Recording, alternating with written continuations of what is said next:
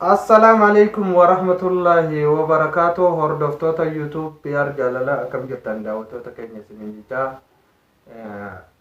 akkasumatti nagaa isin gaafachaa warroonni chaanaalaaf iyyatti haaraa taatan asumaan subscribe fi like share gochuudhaan hin dagatinaa isin jenna. Waan addaa tokkoon isin hima warroonni YouTube haaraa taatan jechuudha. YouTube tokko yoo maqaa yookaan agartee emailii waan adda addaa kan itti fayyadamanii jiran emailii keetii fi chaanala maqaan chaanalaa yoo adda ta'e namarraa uggurama jechuudha. Nama YouTube kiyya ijoolleen baay'ee beekan nama 120 kana ta'e warroota agartee YouTube kiyya beekan jechuudha.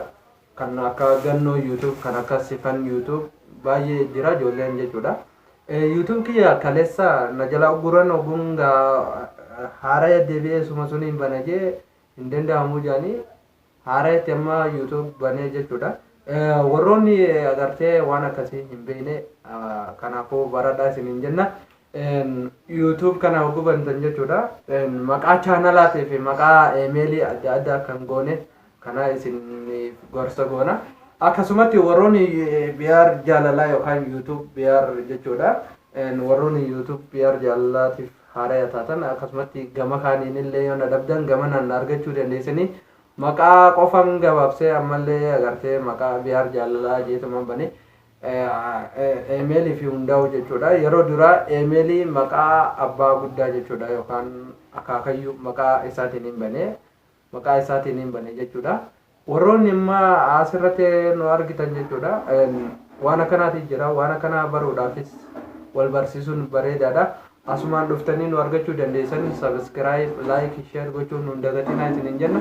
Akkasumatti maatiileen yeroo duraatiif YouTube kaan irra na beektanillee asumaan illee dhufuu dandeessan jennee isin gaafanna. Akkasumatti inshallah waan adda addaatis inshallah fuulduratti dabarsuun keenya waan hin oolamne.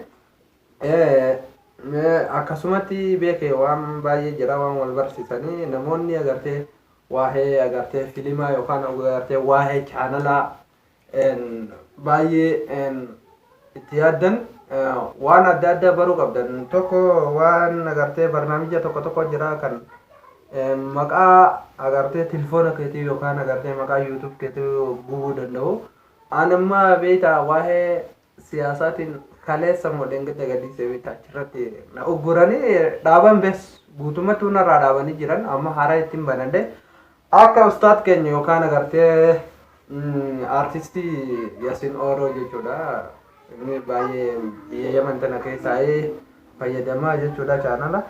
Kanaafuu isaa akkasitti ugguranii obboleessa keenya Yasin Orootillee akkas godhanii yeroo takka jechuudha.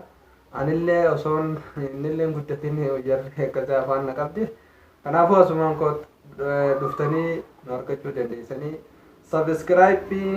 Subscribe jechuun akka agartee waan fakkeenyaaf waan nuti haareetti amma gadhiifnu dafee isin dhaqqabuu danda'a jechuudha. Namoonni tokko subscribe kana beekan maallaqaaf barbaada. Subscribe jechuun waan agartee fakkeenyaaf waan ati gadhiifte takka dafee kan agartee waan amma gadhiifte waan chaanala nama feetee kan ati subscribe godhatte jechuudha. OMNs ta'uu keelloo miidiyaatis ta'uu miidiyoota gurgudduma guddatan kana jechuudha. Subscribe oguu goote oduun arra isaan ammaan tana gadhiisan amma waan si dhaqqabuuf waan haaraa dafee si dhaqqaba jechuudha. Subscribein gubbeefi maallaqa qofaaf hin fayyadamu namni waan amma haaraa ta'e dafee si dhufa jechuudha. Kanaafuu akkasumatti daawwattoota keenya warroonni maatii kiyya yeroo duraa naa taatanillee asiin argachuu dandeessan isiniin jenna. Guddaa galatooma ulfaadhaa waan nu daawwattaniif guddaa galatooma horaa bulaa turaa isiniin jenna. Assalaamu alaikum.